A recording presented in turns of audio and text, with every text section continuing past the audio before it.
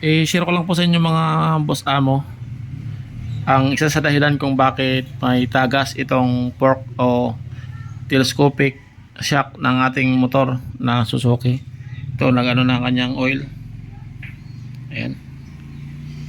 Tapos mahina na yung brake kasi nga ayan tumatagas. Ito.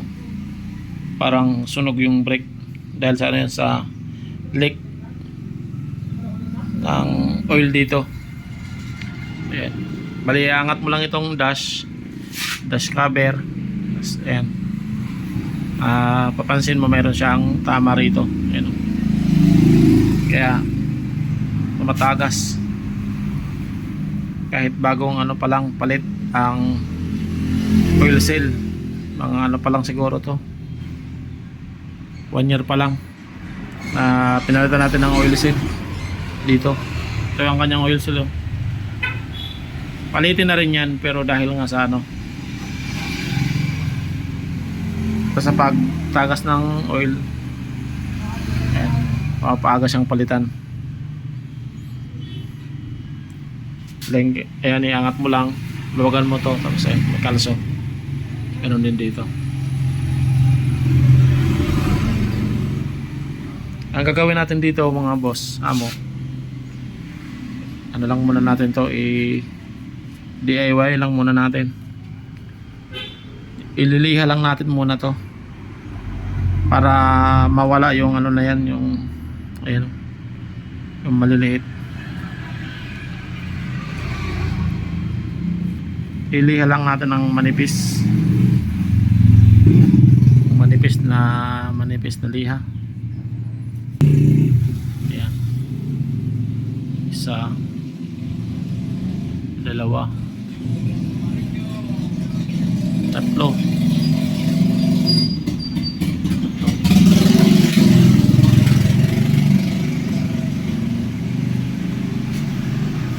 Ay mahina yung ano natin, preno dahil dito. Ayan o. Ayan. Ito isa. Tapos ayan.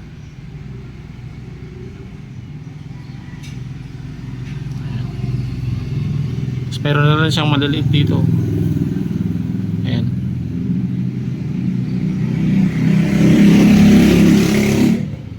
Meron nang maliliit. Ito nga pala ang gagamitin natin ngayon. Ano natin, ililiha. Ayan.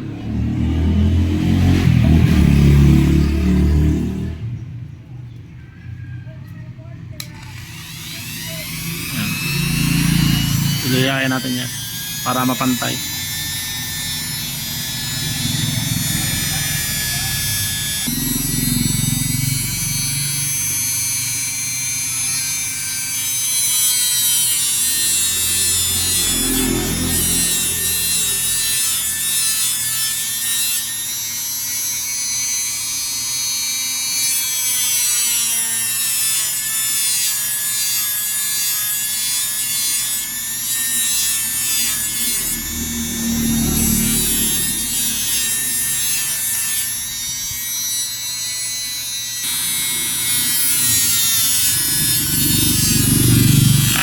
So,